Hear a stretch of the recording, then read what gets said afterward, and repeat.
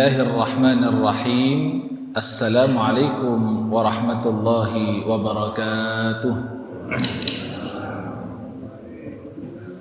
Alhamdulillahi rabbil alamin. Wassalatu wassalamu ala ashrafil anbiya'i wal mursalin Sayyidina Muhammadin sallallahu alaihi wasallam wa ala alihi wa ashabihi wa man tabi'ahum bi ihsanin ila yaumiddin. Rabbi shrah li sadri wa yassir li amri wahlul 'uqdatam min lisani yafqahu qawli. Allahumma arinal haqqa haqqan warzuqna ittiba'ah wa arinal batila batilan warzuqna ijtinabah. Amin ya rabbal alamin. Hadirin wal hadirat, jamaah Masjid Nurul Ulum yang berbahagia, pagi hari ini saya bahagia sekali, masjidnya penuh. Masya Allah. Ini dari santri mana ini? Alhamdulillah. Saya berikan kabar gembira dari baginda Nabi Sallallahu Alaihi Wasallam untuk para pemuda dan pemudi yang pagi ini hadir. Baginda Nabi Sallallahu Alaihi Wasallam memberikan kabar gembira untuk anak-anak muda. Ada 7 golongan yang akan dinaungi oleh Allah pada hari kiamat, di mana tidak ada naungan kecuali naungannya. Salah satunya adalah syabun nasya'a fi ibadatillah, para pemuda dan pemudi yang tumbuh dalam ketaatan kepada Allah. Mudah-mudahan pemuda-pemudi yang pagi hari ini hadir semuanya mendapatkan naungan Allah pada hari kiamat. Hari ini ada pemuda-pemudi subuh-subuh masih ngaji, itu adalah perkara langka di dunia ini. Alhamdulillah, hari ini pagi ini saya dipertemukan dengan pemuda-pemudi yang mudah-mudahan memang betul menjadi orang-orang yang mendapatkan naungan untuknya pada hari kiamat kelak. Amin ya rabbal alamin. Begitu juga saya berikan kabar gembira untuk bapak-bapak. Kalau tadi anak muda, sekarang yang sudah berusia. Kabar gembira dari Nabi sallallahu alaihi wasallam, khairun nasi man tala umruhu wa hasuna amaluh. Baginda Nabi bersabda, sebaik-baik manusia adalah yang panjang umurnya, soleh amalnya. Mudah-mudahan yang hari ini Allah berikan umur panjang. Di sini semuanya mendapatkan rahmat Allah Subhanahu wa taala. Hari ini kita insya Allah akan melanjutkan daripada belajar tafsir surat Al-Muluk yang hari ini telah sampai ayat ke-13. Secara singkat lagi saya sampaikan keutamaan surat Al-Muluk. Fil Qur'ani 30 ayah syafa'at li rajulin hatta ghufiralah. Di dalam Al-Qur'an ada surat yang isinya 30 ayat yang akan memberikan syafaat kepada yang membacanya sampai dia diampuni oleh Allah Subhanahu wa taala. Mudah-mudahan hari ini kita belajar Al-Muluk, pulang dari sini dosa kita sudah habis diampuni oleh Allah Subhanahu wa taala. Amin ya rabbal alamin. Tentunya bukan hanya membaca, karena Rasulullah sallallahu alaihi wasallam menyampaikan untuk membaca surat Al-Muluk ini kalau bisa ya sering. Kalau memungkinkan sebelum tidur, baca sebelum tidur. Memungkinkannya siang hari, baca siang hari. Beserta kita memahami maknanya, mengamalkan isinya. Baik, hari ini marilah kita mulai tilawah. Yang hafal silahkan ikut membacanya dari ayat 13. Mungkin kita baca sampai ayat 26. Santri insya Allah hafal semuanya ya. Alhamdulillah. Kita mulai dari wa asirru qaulakum. Kita mulai dari a'udzubillah. A'udzu billahi minasy syaithanir rajim. Bismillahirrahmanirrahim. Wa asirru qawlakum aw ijharu bih innahu alimun bidzatis sudur. Ala ya'lamu man khalaqa wa huwal latiful khabir. Huwallazi ja'ala lakumul arda dalulan famshu fi manakibiha wa kulu mir rizqihi wa ilayhin nusyur. Aamintum man fis samaa'i an yakhsifa bikumul arda fa idza hiya tamur.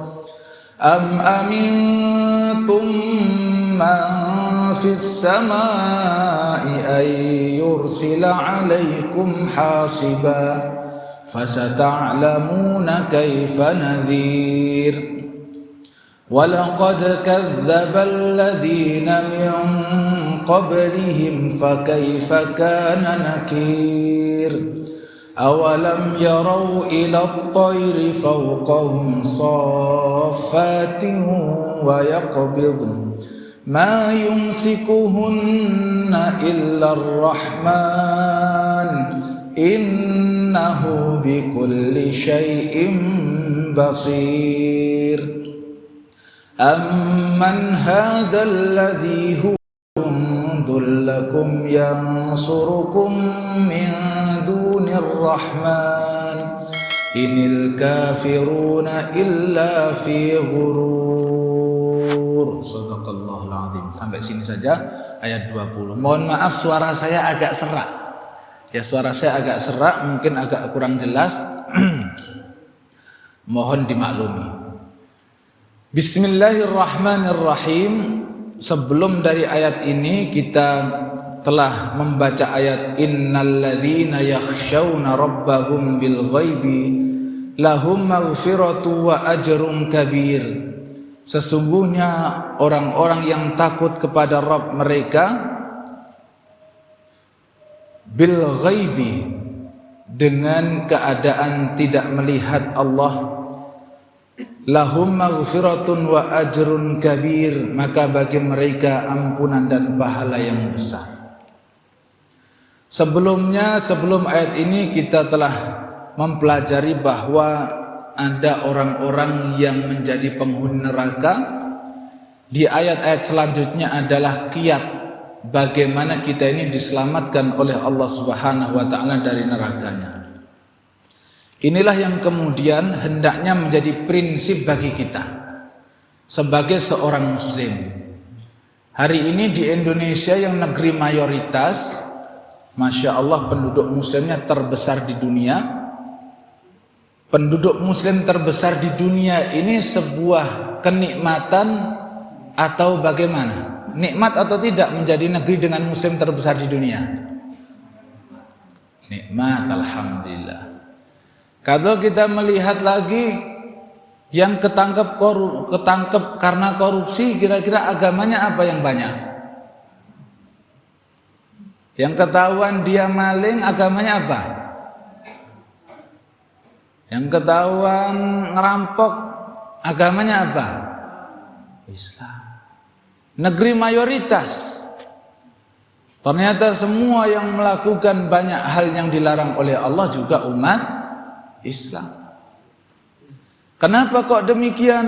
Bisa jadi karena belum tersentuh dengan ayat-ayat Allah Subhanahu wa taala. Memang banyak yang belum belajar Quran di Indonesia ini, menurut survei masih banyak daripada umat Islam ini. Jangankan memahami isinya, membacanya saja masih banyak PR. Maka alhamdulillah, mudah-mudahan didoakan dari Masjid Nurul Ulum nanti menjadi pilar ilmu, yang anak muda belajar, yang sudah berusia pun juga belajar baca Quran. Jadi jangan berhenti. Innalladzina yakhshawna rabbahum bil ghaibi lahum maghfiratu wa ajrun kabir. Wahai anak muda, wahai para pemuda, ayat ini berkenaan dengan orang-orang yang tidak mau bermaksiat kepada Allah ketika sendiri. Kalau lagi sendiri kita ini tidak dilihat oleh siapa-siapa, sadarilah kita ini tidak sendiri, kita sedang dilihat oleh Allah. Ini adalah satu pengajaran dari Allah bahwa kita ini tidak pernah sendiri di dunia, tidak pernah sendiri. Sekalipun kita di kamar, tidak ada temannya, pintunya dikunci, tapi tetap saja kita tidak sendiri. Ada malaikat yang mengawasi, Allah pun melihat apa yang kita kerjakan. Maka kalau ayat ini diketahui, difahami, diamalkan oleh umat Islam, aman negeri ini. Orang mau korupsi, kemudian dia mengingat firman Allah, innal ladzina yakhshawna rabbahum bil ghaibi lahum maghfiratu wa ajrun kabir. Enggak jadi. Orang sudah dengan pacarnya berduaan. Hari ini yang muda-muda, yang di belakangnya mudi-mudi, ada yang pacaran? Tidak ada, alhamdulillah. Santri, jangan. Hari ini di zaman di mana perzinahan sudah merajalela, sebagaimana yang disabdakan oleh Nabi Sallallahu Alaihi Wasallam, akan datang suatu masa di mana umatku ini menghalalkan zina. Zina di mana-mana. Orang sudah berduaan dengan kekasihnya, dengan pacarnya yang tidak halal. Ingat ayat ini, innal ladzina yakhshawna rabbahum bil ghaibi lahum maghfirah. Enggak jadi. Ini makanya di dalam surat Al-Mulk ini diajarkan muraqabatullah. Baik, ayat 13. Wa asirru qawlakum aw jaharu bih innahu alimum bidatis sudur. Wahai sekalian manusia, wa asirru qaulakum, kamu sembunyikan perkataanmu, awijharu bihi, atau kamu ungkapkan terang-terangan. Innahu alimun, sesungguhnya Allah Maha mengetahui, bidzatis sudur, semua isi hati. Wa asirru qaulakum, kita bisik-bisik, awijharu bih, atau ngomongnya kenceng. Innahu alimum bidzati sudur, atau kita enggak ngomong sekalipun tapi terbesit di hati. Innahu alimum bidzati sudur, Allah tahu yang ada dalam hati.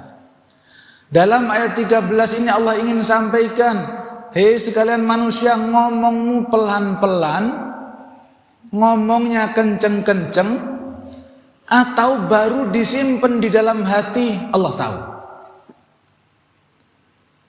Jadi kita ini kalau ngomong, pilihlah yang terbaik.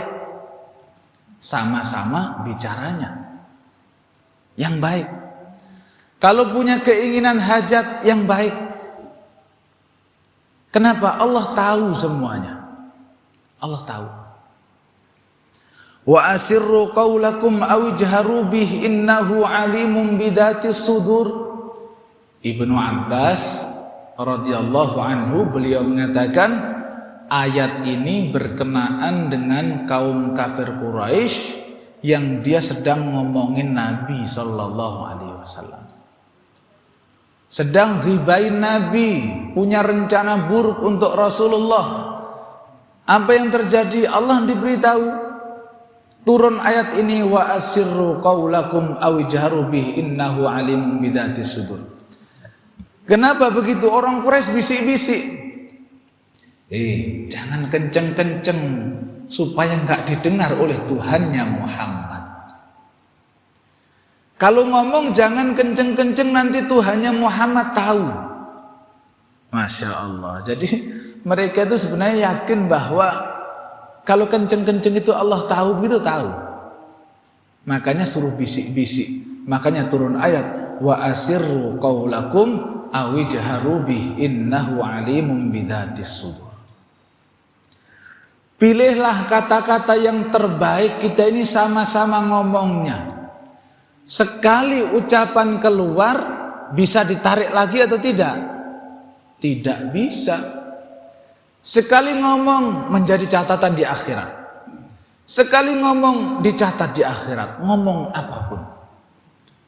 Makanya di dalam sebuah hadis Nabi sallallahu alaihi wasallam yang artinya adalah ada seorang hamba yang mengucapkan satu perbuatan baik, satu ucapan yang baik yang dia tidak menyangka sama sekali, ternyata di akhirat dia mendapatkan pahala yang sangat besar.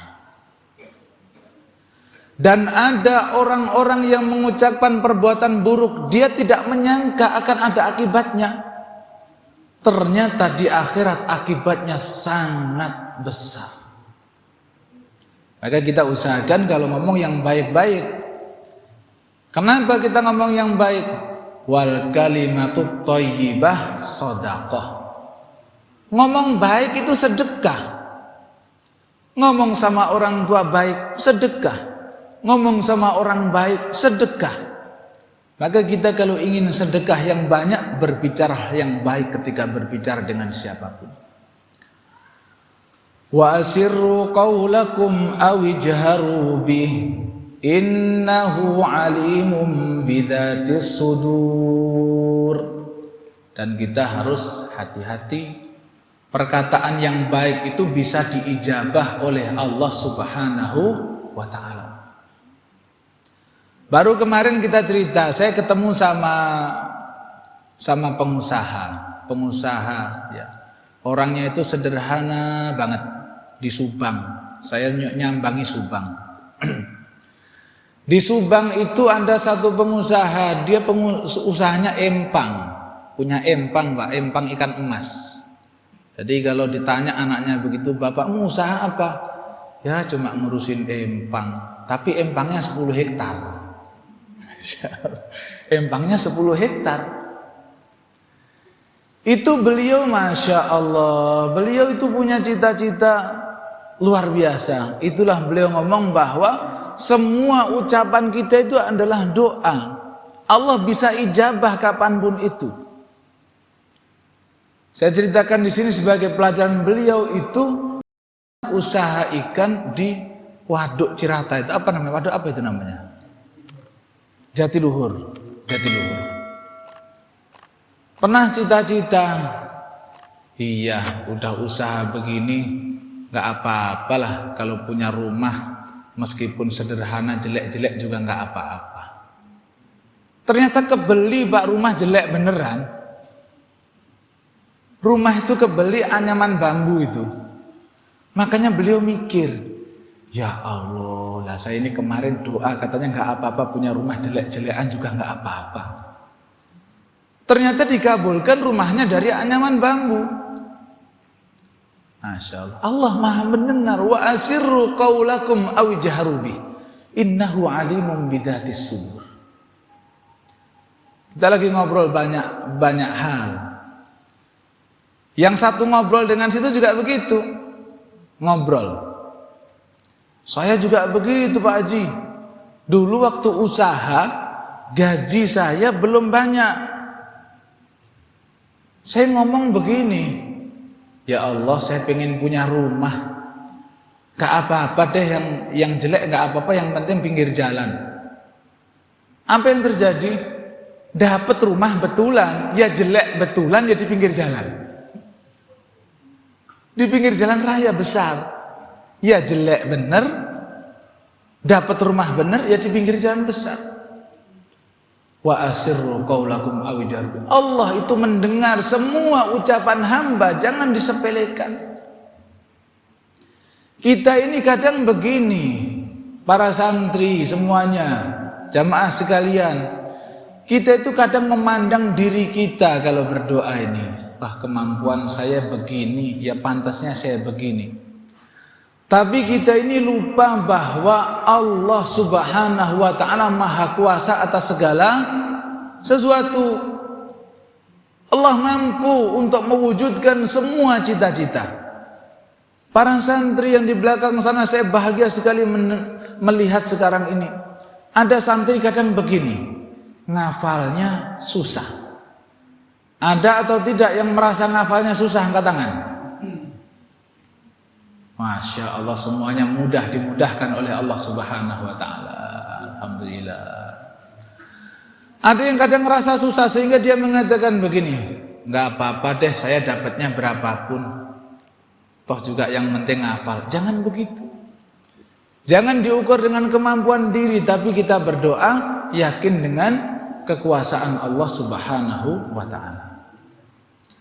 Wa asirru qaulakum aw jaharu bih innahu alimun bidatis sudur. Allah paham apa yang ada dalam hati kita. Allah mendengar ucapan yang sangat lirih, Allah mendengar ucapan yang kencang. Kalau ngomong yang baik-baik, karena setiap ucapan kita dicatat oleh Allah Subhanahu wa Ta'ala, nanti akan dimintai pertanggungjawaban.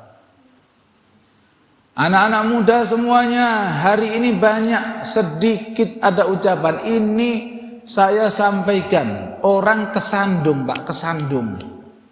Kesandung itu kan refleks, kesandung batu, kesandung ember, kesandung gayung. Itu apa yang ada dalam hati itu akan muncul di permukaan, di lisan. Ada orang kesandung batu, jebret, innalillah. Ada. Itu berarti hatinya kondisinya baik.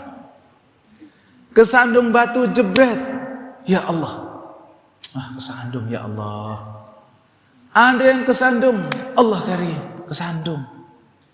Tapi ada yang kesandung jebret, jangkrik. Ada yang begitu. Itu kebiasaan. Coba bayangkan. Innahu alimun bidzatis sudur, bisa jadi dalam jiwanya memang itu isinya. Orang ahli zikir kalau kesandung zikirnya keluar.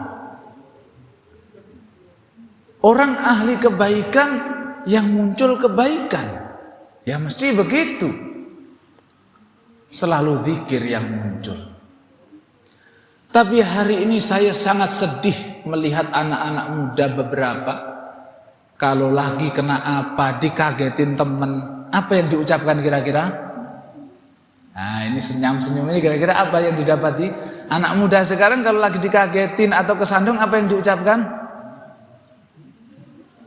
Lagi main handphone, main game, kemudian kalah, apa yang diucapkan? Bang, titik begitu. Nah enggak saya terusin, bangnya doang.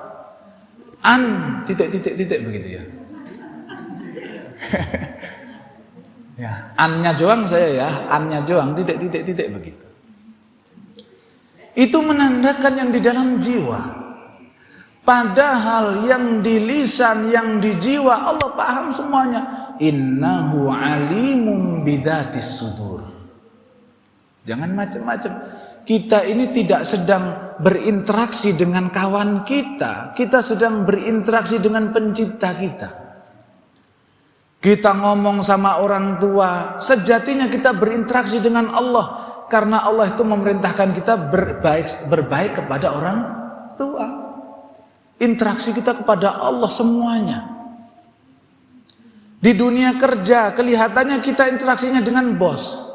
Tapi sejatinya kita interaksi dengan yang menciptakan bos kita itu. Interaksi dengan Allah. Kalau kerjaan kita bagus, Allah akan apresiasi. Kalau ucapan kita bagus, Allah akan berikan balasan. Maka itulah ayatnya. Wa asirru qaulakum aw jaharu bih innahu alimun bidzatis sudur.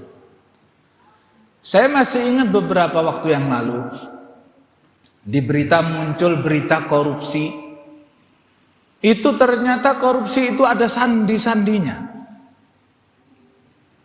Apel 2 kilo aja saya, artinya minta 2 miliar. Saya cukup apel 2 kilo saja. Saya cukup anggur sekilo. Ternyata anggur sekilo itu adalah 1 miliar. Wa asirru qaulakum aw jaharu bih. Mau kamu rahasiakan ucapan itu dengan sandi-sandi? Mau kamu rahasiakan dengan tanda-tanda? Kamu rahasiakan dengan ucapan bagaimanapun bentuknya? Innahu alimun bidzatis sudur. Boleh jadi kamu punya ucapan rahasia, kode-kode. Yang mana yang tahu hanya kamu sama orang lain. tapi ketahuilah innahu alimun bidzatis sudur. Allah tahu yang ada dalam hati. Jadi jangan bermain dengan sandi, bermain dengan kode yang niatnya buruk. Karena Allah innahu alimun bidzatis sudur, Allah tahu semuanya. Al-Alim, Maha mengetahui. Maka kita sekarang bermuamalah dengan Allah Al-Alim, Alimun bidzatis sudur. Kita sedang berinteraksi dengan Allah yang Maha mengetahui apa isi hati kita. Maka kita ini dilarang menjadi orang yang suka pura-pura alias orang munafik. Lisannya ngomong apa, hatinya ngomong apa. Lisannya ngomong beriman, hatinya mengingkari. Jangan, tidak boleh. Innahu alimun bidzatis sudur. Allah Maha mengetahui yang ada dalam hati kita. Jadi sekali lagi, lisan kita cerminan hati kita. Siapa saja lisannya kotor, maka tidak bisa mengklaim hatinya bersih. Ada sekarang orang mengatakan begini loh, saya memang lisan saya begini, tapi hati saya baik kok. Nah, saya perkataan saya memang suka kasar, tapi sebenarnya hati saya baik kok. Ada nggak yang begitu? Ada. Coba, saya memang suka ceplas-ceplos, mohon maaf kalau saya kadang menyakiti lisan saya ini, tapi sebenarnya hati saya baik.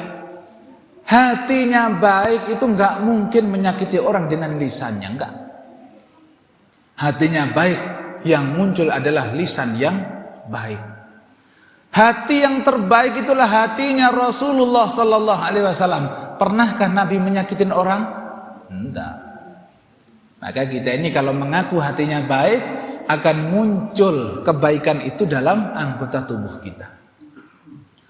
Wa asirru qaulakum aw ijharu bih innahu alimun bidzatis sudur. Wahai sekalian manusia, kamu rahasiakan ucapanmu, kamu lirihkan suaramu, atau kamu ungkapkan terang-terangan, sesungguhnya Allah Maha mengetahui apa-apa yang ada di dalam hati. Jangan bermacam-macam. Allah tahu apa yang ada di dalam hati kita. Allah mempertegas, ala ya'lamu man khalaq wa huwal latiful khabir. Ala ya'lamu man khalaq. Tidakkah Rabb semesta alam yang menciptakan kita, menciptakan bumi, langit seisinya itu, ya'lamu man khalaq, mengetahui ciptaannya? Apakah Allah itu tidak mengetahui ciptaannya? Allah yang menciptakan semuanya, menciptakan kita, menciptakan semuanya.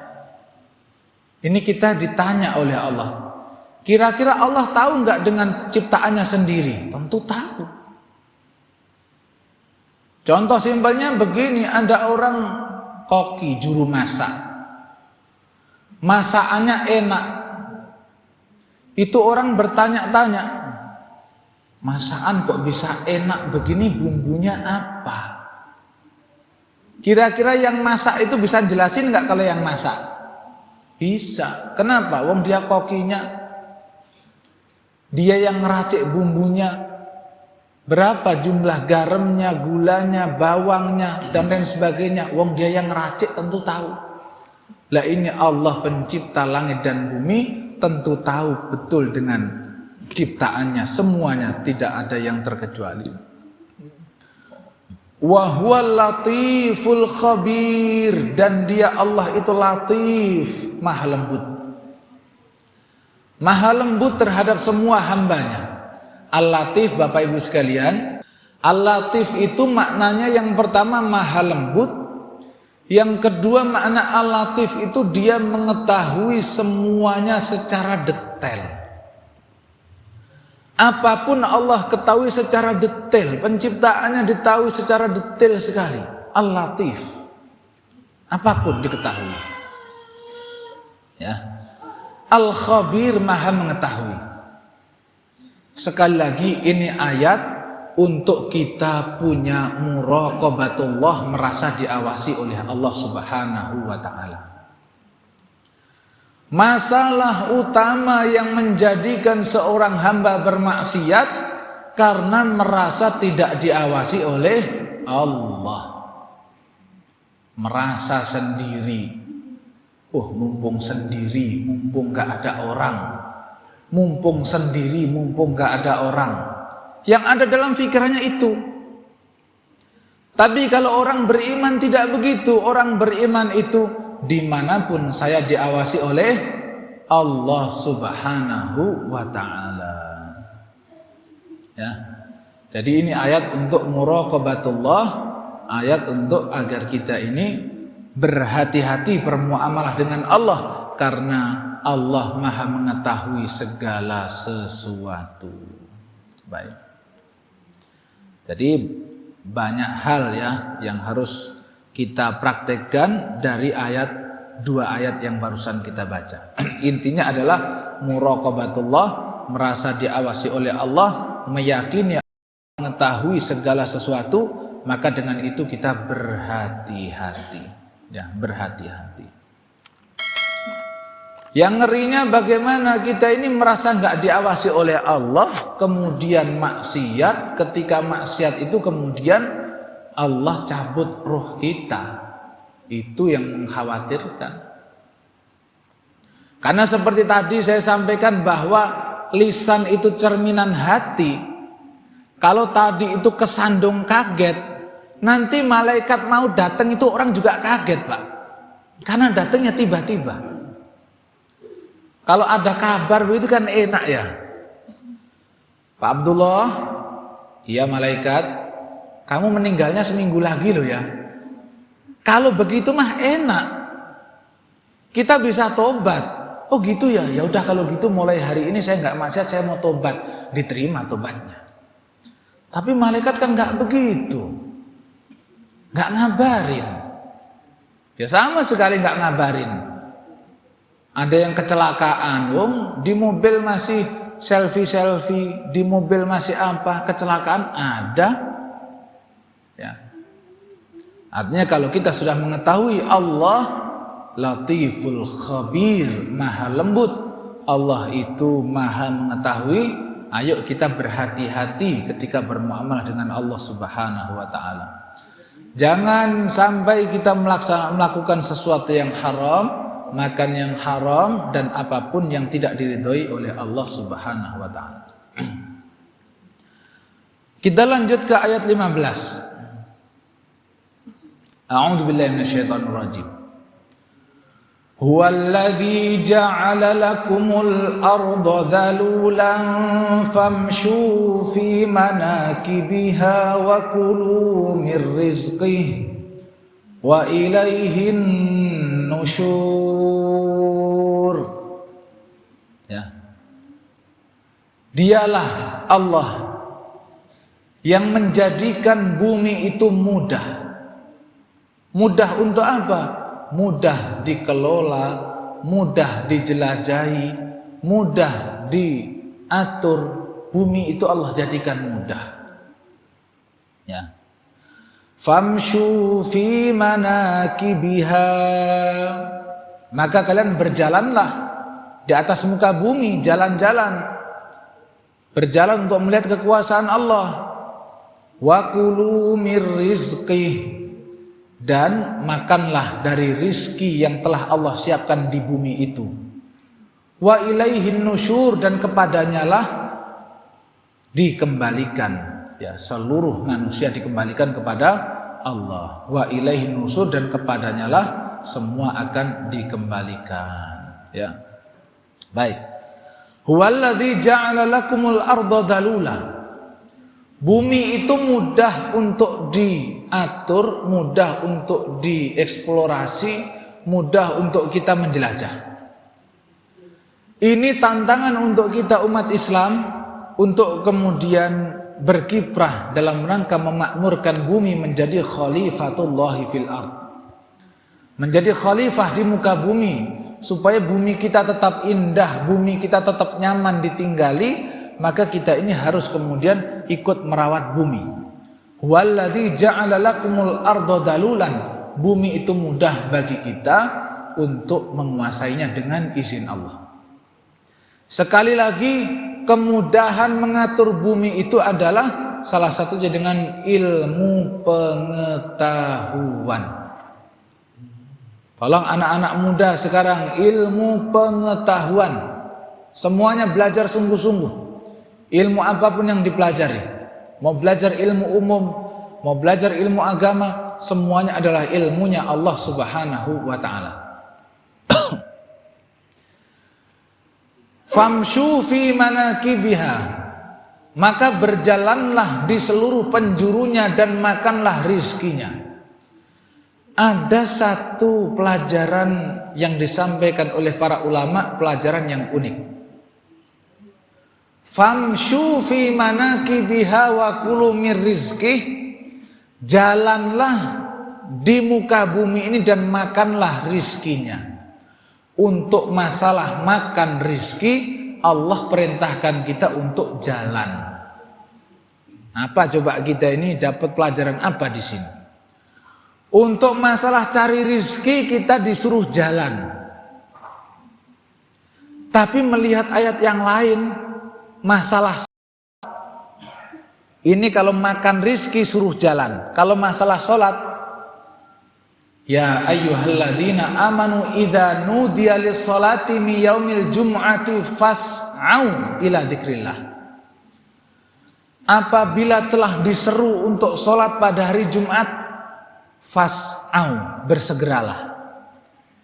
Coba kalau masalah makan rizki suruh jalan, masalah sholat suruh bersegera. Fas'au, sa'i itu sedikit lari, cepat. Makanya ada sa'i ada ibadah sa'i. Itu ada lari-lari kecil sunahnya. Kalau masalah sholat ternyata kita disuruh cepet-cepet agak lari dikit. Kalau masalah istighfar dan meraih surga, wasari'u ila maghfiratin mir rabbikum. Bersegeralah untuk meraih ampunan Allah. Untuk masalah istighfar dan meraih surga, ternyata disuruh bersegera. Hari ini kita kebalik-balik. Cari rizkinya lari, kenceng. Untuk masalah sholat, kadang bukan jalan lagi, ngesot. Ngesot. Cari rizkinya kenceng. Untuk masalah ibadah, Masya Allah. Jangankan orang umum, anak pesantren saja kalau lagi pulang ke rumah itu banyak yang ngadu orang tuanya kepada saya. Pak Ustadz, gimana ini anak saya pulang dari pondok subuhnya dibangunkan sulit. Di belakang ada yang begitu. Ada. Ada kayaknya. Coba. Padahal sudah belajar kita. Ya. Pak Ustadz, anak saya itu kata ustadznya sih sudah selesai 20 juz, tapi di rumah saya nggak pernah lihat dia ngaji. Sulit amat saya suruh murojaah. Nah, ada yang begitu ada. Ya Allah. Mari kita ambil pelajaran di sini. Famshu fi manakibiha wa kulu mir rizki. Untuk masalah mencari rizki, masalah makan, oleh Allah suruh jalan saja. Jalan saja kebagian, gak usah cepet-cepet. Gak usah juga rebutan. Jalan saja. Kenapa? Masalah rizki Allah jamin. Kecukupan kita itu.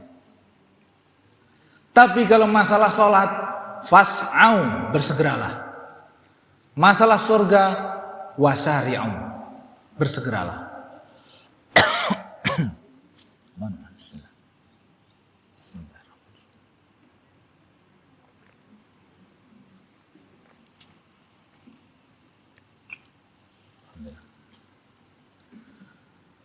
Wa kulu mir rizqihi wa ilaihin nusyur.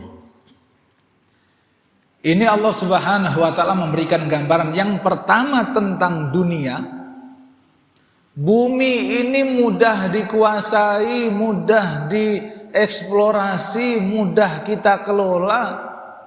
Hari ini kita mau ke Amerika liburan mudah, ke Eropa mudah, mau ke Turki mudah, mau umrah juga dimudahkan dengan adanya pesawat dan lain sebagainya. Mencari rizki pun mudah. Famshu fi manakibiha wa kulu mir rizki. Kamu jalan saja bisa makan. Jalan saja kamu tuh bisa makan. Ya. Hari ini jalan ke masjid, ada makannya enggak? Ada, biar disiapin sampean. Jalan saja dapat rizki. Disiapin. Tapi Allah ingatkan, mudahnya bumi dikuasai, mudahnya bumi dikelola. Terlebih kalau punya ilmunya, ngomong sedikit jadi duit, gerak sedikit jadi duit, gerak sedikit jadi duit.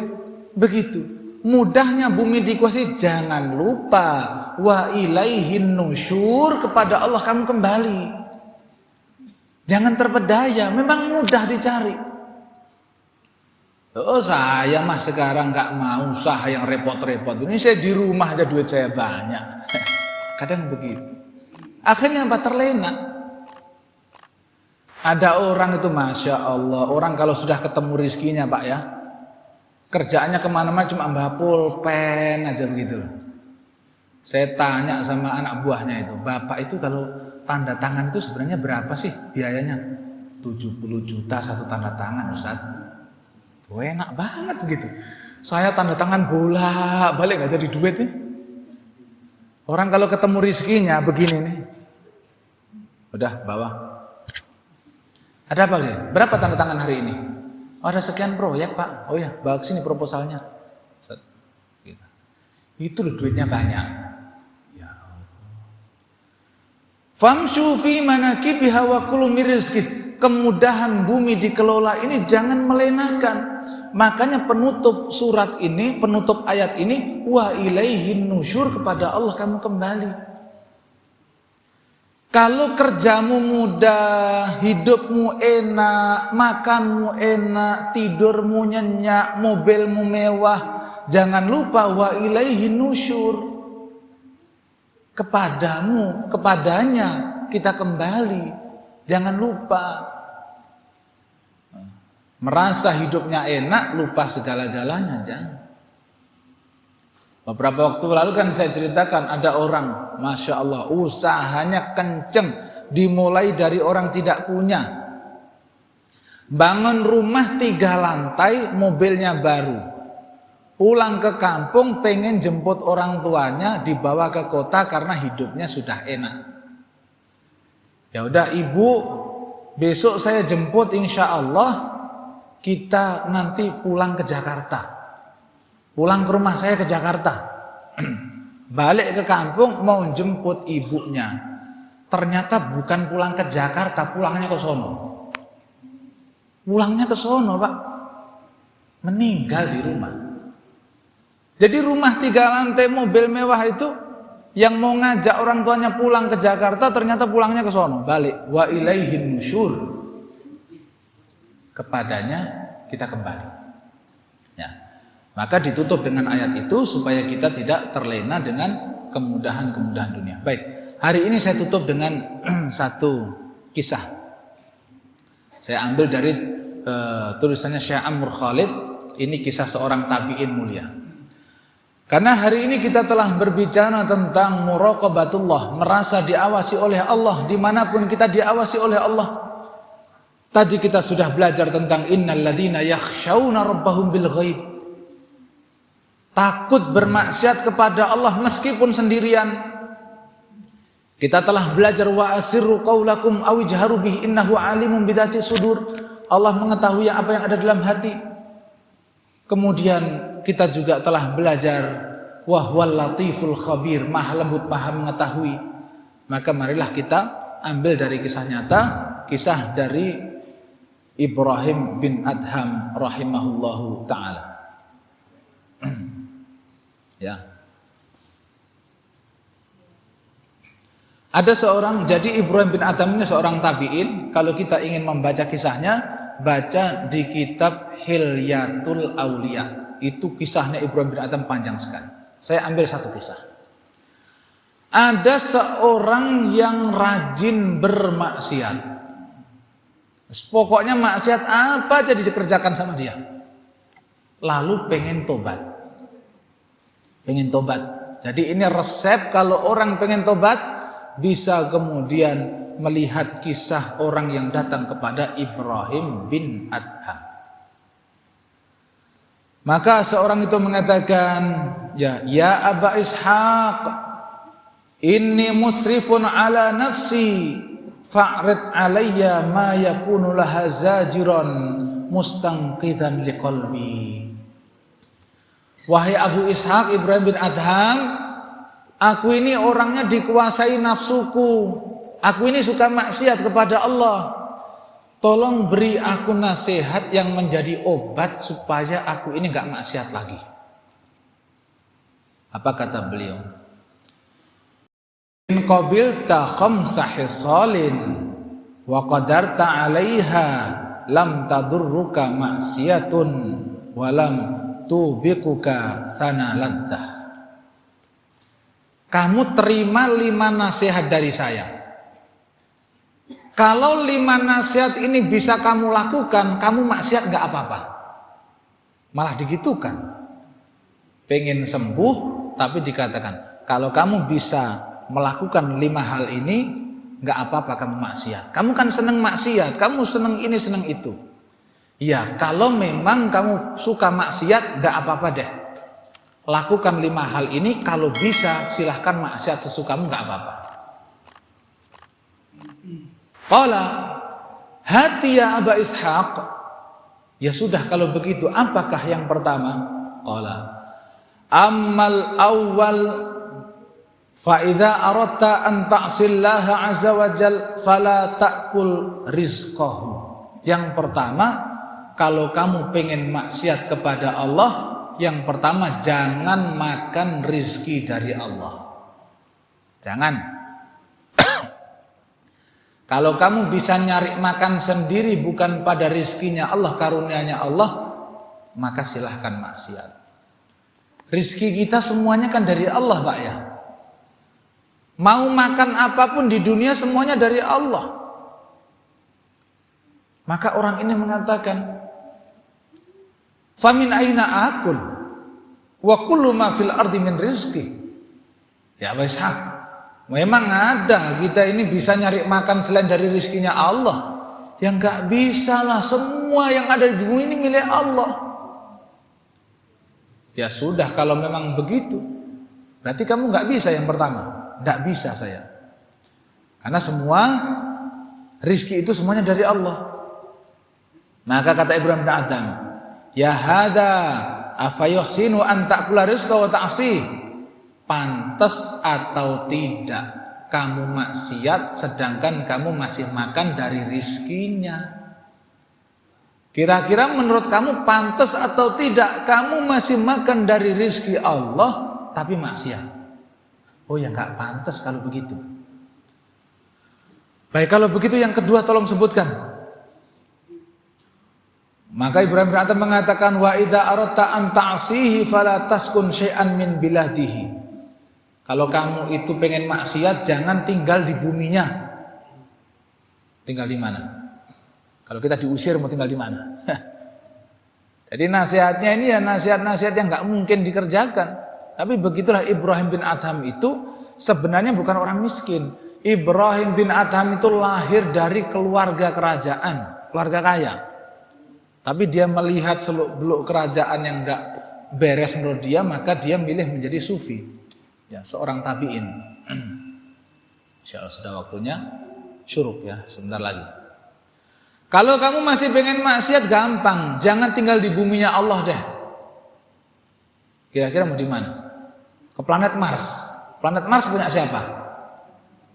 Ya. Ke planet Pluto. Planet Pluto milik siapa? Mau tinggal di angkasa. Angkasa punya siapa? Ya Allah, nggak ada tempat ini. Nggak ada tempat dah, nggak ada tempat. Nggak bisa saya begini. Ya. Maka beliau mengatakan, ya, hadi a'dham minal ula. Lah kalau begitu ini lebih berat dari awal. Yang awal tadi mah ya masih biasa lah. Ini lebih berat lagi kalau kita harus tinggal di tempat yang bukan buminya Allah, ya kita berat. Lalu gimana menurutmu? Kamu itu makan dari rezekinya Allah, tinggal di buminya Allah, kok maksiat? Apa pantas? Ya nggak pantas. Ya udah kalau begitu yang ketiga. Ya, yang ketiga. Idza aradta an ta'sihi wa anta tahta rizqihi wa fi biladi fangdur mawdi'an la yaraka fihi mubarizan lahu fa'sihi fihi. Baik. Kamu makan dari rezekinya, bolehlah. Tinggal di buminya boleh. Kalau masih mau maksiat, saya kasih ini ketiga nih. Kalau bisa menjalankan ini silahkan maksiat. Apa itu? Tolong bermaksiat di tempat yang tidak dilihat Allah. Nggak apa-apa deh di bumi. Di bumi nggak apa-apa, tapi tempatnya nggak dilihat oleh Allah. Ada atau tidak kira-kira? Nggak ada. Mau sembunyi, ya Allah lihat. Innahu alimun bidzati sudur. Jangankan kitanya yang sembunyi, wong apa yang ada dalam hati kita saja Allah tahu. Ya ini mah berat kalau begitu, kata dia. Ya Ibrahim, kaifa hadza wa huwa muttali'un ala ma fis sarair.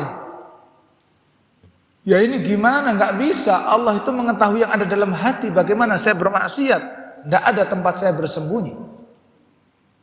Kata Ibrahim bin Adham, ya hadza afa yuhsinu an ta'kula rizqah. Apa pantas orang makan dari rizkinya Allah, tinggal di buminya Allah, dia maksiat juga nggak bisa sembunyi, kok masih mau maksiat?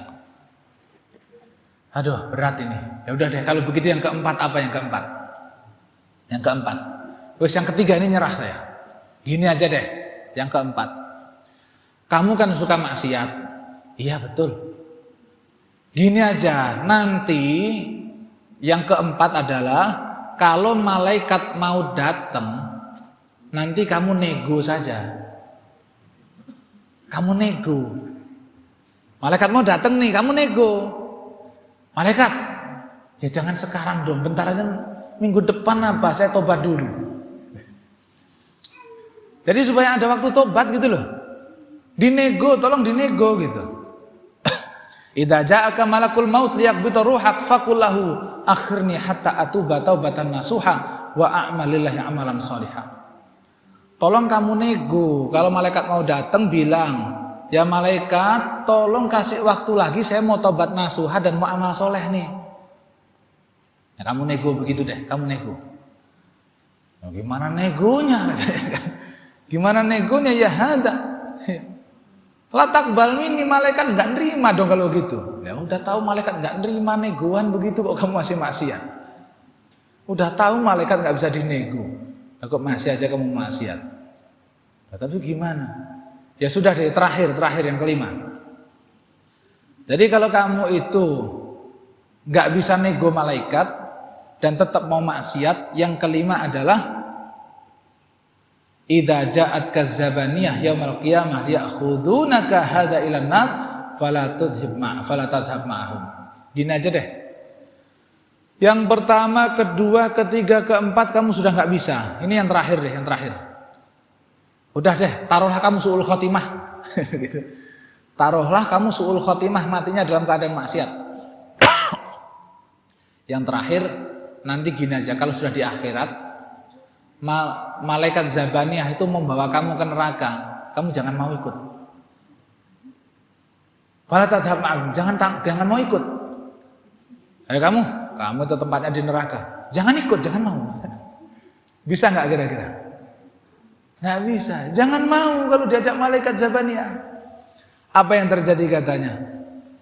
Ya sudah deh kalau begitu, saya hari ini tobat saja. Astaghfirullah wa atubu ilaih. Astaghfirullah. Aku hari ini tobat dengan taubatan nasuha.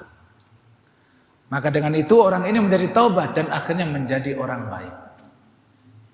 Pelajaran berharga dari kisah Ibrahim bin Adham itu mendukung kita terkait dengan muraqabatullah. Kita merasa diawasi oleh Allah kapanpun, dimanapun.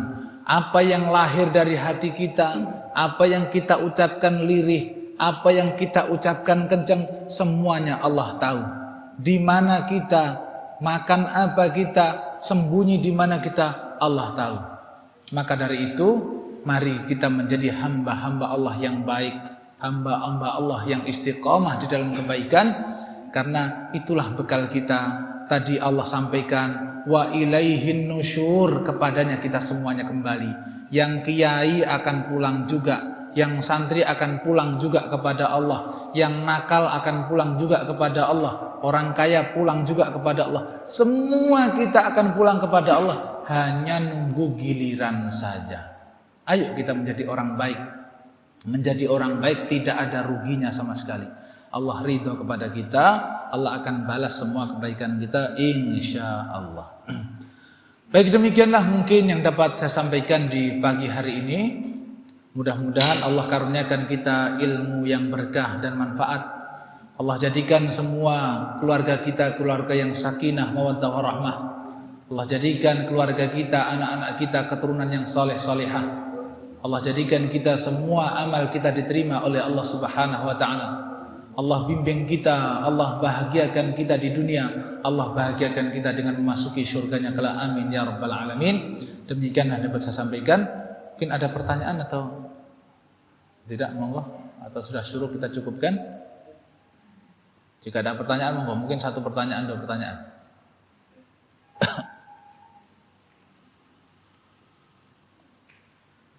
Baik, karena tidak ada, kita akhiri dengan bacaan hamdalah dan doa kafaratul majlis. Alhamdulillahirabbil alamin. Subhanakallahumma wa bihamdika asyhadu an la ilaha illa anta astaghfiruka wa atubu ilaik. Assalamualaikum warahmatullahi wabarakatuh. Allahumma salli wa sallim ala Sayyidina wa maulana Muhammadin adada ma fi ilmillahi salatan daimatan bidawami mulkillahi. Allahumma salli wa sallim ala Sayyidina wa maulana Muhammadin adada ma fi ilmillahi salatan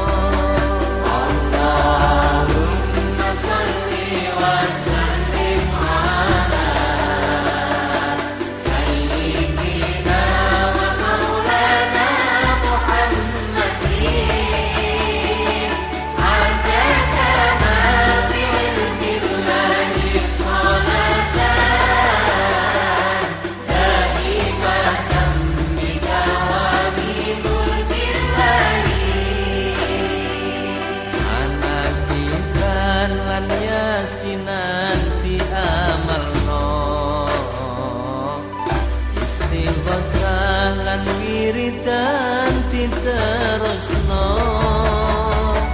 tumaku no suko aja ditinggalno gone